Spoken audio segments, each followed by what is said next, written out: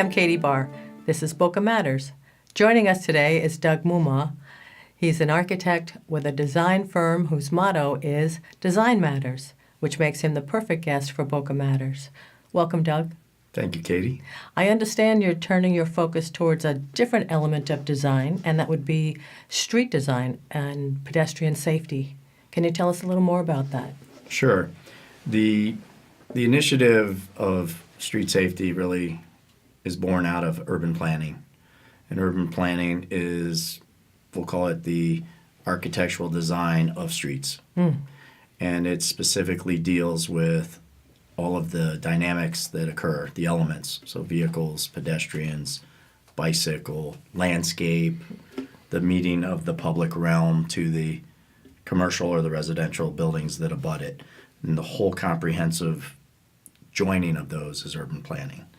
And there's probably no more significant urban planning goal than Palmetto Park Road. You said it. I was going to say, what specific areas? Is it the CRA directly or just Palmetto for now? The initiative that I'm really passionate about is Palmetto Park Road from Federal Highway, and actually has now grown to the city campus because there's, we have the green market and we have the idea of a public parking element all the way to the beach. The area that we spoke about at the CRA is limited by boundary of the CRA, which is our downtown, from Federal Highway to Fifth Avenue. Right. So that's the area that we talked about. So is there any data to support the fact that, pedestrian safety is an issue? There is. We did some preliminary research with the police department, and interesting enough, we ended up with a 24-page accident history report of pedestrians and cyclists in the community. And it was pretty impressive. Oh my goodness. We drilled down to just Palmetto Park Road, and turns out there's roughly 25 events, accidents involving cyclists or pedestrians in the last 5 years on Palmetto Park Road. Oh my gosh. And it's trending up. Right. Because of the amount of people. Oh. Well, I see it every day because I'm crossing Palmetto Park Road just, on foot, and it's like a, Indianapolis 500. What can we do about the speeding on Palmetto? There are many approaches. First and foremost, we need to change the behavior of the way you circulate in either a vehicle or as a pedestrian. It's kind of a combative system right now where people are now on the street making their way across a vehicular area, and we have a street that has certain attributes. It's 4-lane. There are large distances between major intersections which allow vehicles to gain speed, and the speed of that is a direct conflict to pedestrians and cyclists. So do we have a speed limit on Palmetto? We do, but I'm honest to say it's not really honored. And I think that when you talk about what was originally an arterial road meant to bring traffic from the Barrier Island into the, we'll call it the main area of Boca Raton, and to make a juncture with Federal Highway, Dixie Highway, I-95, it's meant to empty the island and get to the island. Right. And so we have this interesting functional conflict. We have a recreational use where people are going, and we have a functional use where people are leaving. Correct. Palmetto's been revised numerous times. What would be different about what you're proposing? The reason that it's been redesigned and reconstructed several times is that we continue to make the car and the vehicle the number one priority. Our behavior in the downtown and people that live here is about convenience, and convenience equals access in their vehicle to and from wherever they're going, whether they're going to work or they're going to a shopping center or out for dinner. And the functionality that is proposed originally was much more altruistic. It was urban-based. It was minimize the car, minimize the turn lanes, and try to create a sense of place. So that's when the palm trees came and the decorative sidewalks. And then as each project was built, the pressure on the Palmetto Park Road vehicular system magnified. True. Now, this was all predicted, and it was predicted at a much greater impact because it was a 6 million square foot office center as it originally was designed. And now it's hundreds and hundreds of apartments which function differently. And the general public is having to acclimate to that. The construction of the road has been reconstructed to create better flow of the car, plain and simple. And that is making cars move faster. Oh, okay. And so where people don't want to wait at Fifth Avenue, we Right. put the left turn in. And then we have the choke point going south from Fifth Avenue, and we have conflicts where convenience is now being impaired. And that's the reason why we try something and then we have to put it back because the flow isn't working. And remember, we're a dynamic organism. With each project comes a new set of Sure. challenges. Right. And it can be managed, but it's a group effort. Like, we have to change the way we perceive how we circulate on Palmetto Park Road. And we have to look for bypasses and other routes, the same as we do when we go west to 441. There's lots of options. And we can learn how to take the car as a priority and subordinate where we can and create movement where it's necessary. So what would be some suggestions that, might be considered? We have a task force, kind of a collaborative group of citizens with a lot of expertise. We made a presentation at this Community Redevelopment Agency with myself, Larry Sellon, who is a lifetime community servant, served on the Community Parents Board for 25 plus years. Is now sitting on the Planning and Zoning Board. We had Jim Wood, who is a community advocate like yourself, who is an active bicyclist, Right. who understands the behavior of bicyclists.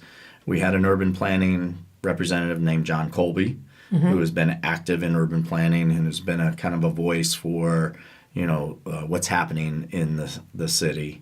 And then we wrapped it up with our 2020 Vision founder, Margaret Fitzsimmons, Love her. who is Yeah. like one of my idols She's in great. terms of what she is contributing to our community on a volunteer basis. Right. Right. On a volunteer basis, Yeah. and I really respect her, what she's doing. So do you feel your issues will be heard by those in We authority? do. We do. I don't think the CRA expected what we did yesterday. There's been a shift now in expressing the voice of the community. Platforms such as this, Right. community advocates, I call them, people that are in this for the betterment of the whole. And it used to be there was one person chirping, under public comment, coming up, Right, this is right. an issue, and the board would, or the agency would hear it, or the council would hear it. And now there's a movement. And I think that, there's been a lot of disenchantment with the downtown, with the plan of the downtown, with the function, and obviously the development Right. of the downtown. It's been an area of conflict Yeah. for many. But yesterday we were able to make succinct, specific call to actions. Fabulous. How do we protect the bicyclists? How do we improve the urban plan? And then how do we deal with traffic? The stats on that meeting, and if anybody didn't see it, they should go back because they're staggering how many deaths are occurring. The wrap-up, if you will, was Margaret, who said, we need to look at this globally and holistically so that we can start to make movements that thread the whole solution together. It can't be resolved with one movement. And I think you see some of the signs that are the kind of the warning signs that you see, the kind of the DOT looking signs. They have them a lot on Right. on A1A where there's the condominium crossings. And there is progress, and there was a presentation by Kimley Horn in December to talk about the crosswalks and how to improve them. And so the movement started. Our goal yesterday was to push the discourse further along positively and to tell the council and the CRA that we should be a part of it because nobody understands the behavior of Palmetto Park for Road sure. better than the people that That travel designed it, that occupy it, that almost get into accidents, et cetera. Right, So right. we really think that if you include the public now, that you're going to have a better solution. And then it also empowers our leaders to find their particular goal. Right. And we know with Andrea, her goal has been passionate about public art. We have the ability to create crosswalks that are tailored to a solution that's artistic. We have functional obligations, such as the fire department, the police department. Right. It's a very significant street. It's probably, as Margaret said, the backbone of our downtown. Yeah, it's true. Because it deals with protecting our Barrier Island residents and police calls, fire calls. So we have a very functional priority, high functional priority of getting back and forth through Palmetto Park Road. But we also have an altruistic goal, which is not everybody's in a fire truck. Right. So we all shouldn't be traveling at that speed. And when we are not, we should have a different behavior. So what's the view of the fire department? Have you presented this to them? Not yet. Okay.